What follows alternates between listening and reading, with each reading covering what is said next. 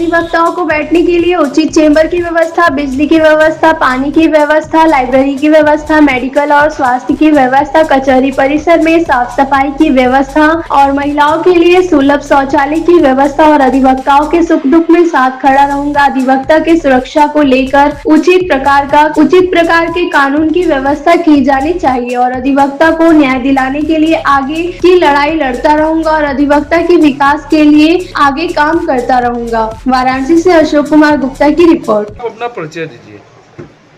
मैं वासुदेव पटेल, हाँ? Central bar association Banaras अध्यक्ष पद 2026 का प्रत्याशी हूँ और वाराणसी कचहरी में अधिकतर वकालत करता हूँ। अधिवक्ता हित के लिए हमेशा संघर्ष करता रहता हूँ।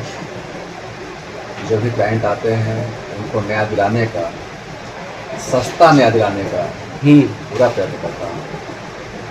किस मुद्दे पर चुनाव लड़ रहे, मुद्दा क्या है आपका लोगों के प्रति? यहाँ तो कई मुद्दा हैं। हाँ। और सबसे बड़ी मुद्दा है कि अधिवक्ता प्रोटेक्शन एक्ट हाँ। पास किया जाना बहुत आवश्यक है। अधिवक्ता न्याय दिलाने का काम करता है। जब पीड़ित होता है तो वही कोई सुनता नहीं। हाँ। सरकारें आती हैं जाती हैं, कभी भी अधिवक्ताओं के हित के लिए या अधिवक्ता के लिए क्या किया जा सकता है, कभी भी सरकारों ने ध्यान नहीं दिया। अक्सर देखा जाता है कि अधिवक्ता को जो मार देते हैं, प्रताड़ित करते हैं, तो इसके लिए सरकार सोचना चाहिए।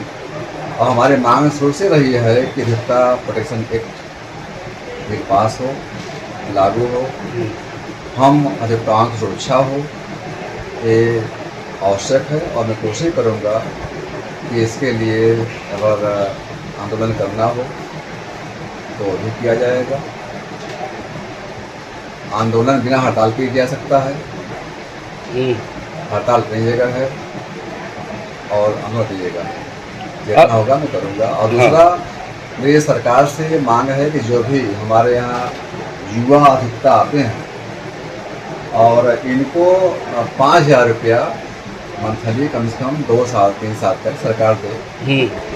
और जब सरकार फ्री में आवास दे सकती है, फ्री में भोजन दे सकती है, फ्री बिजली दे सकती है, तो हमारे जूनियर अधिवक्ताओं को क्यों दे सकती है? हाँ।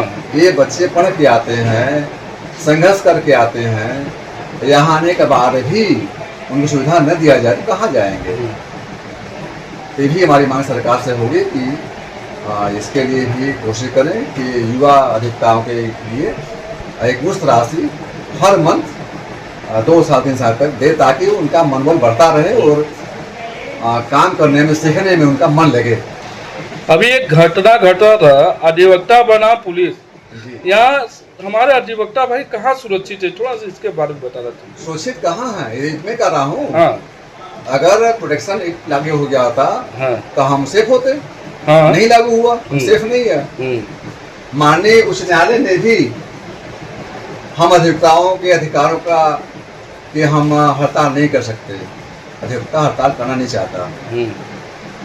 हम वाद करने आते हैं कचहरी में, हम न्याय दिलाने की कोशिश करते हैं, न्याय दिलाने का कार्य करते हैं। जब बहुत मजबूर हो जाते हैं, कोई रास्ता दिखाई नहीं पड़ता, तब हड़ताल के मजबूर हो जाते हैं, तब किया जाता है। शौक नहीं हमको है हड़ताल करना। दीपावली का अवसर पर लोगों को क्या संदेश देना चाह रहे हैं? दीपावली पे लोगों को संदेश जाते हैं कि लोग अपने घर पे और समाज में सौहार्दपूर्ण दीपावली मनाएं। किसी प्रकार का कोई भेदभाव ये न हो, सामाजिक सौहार्द के अनुसार मिलजुल करके अच्छे से इस त्यौहार को मनाने का प्रयास करें।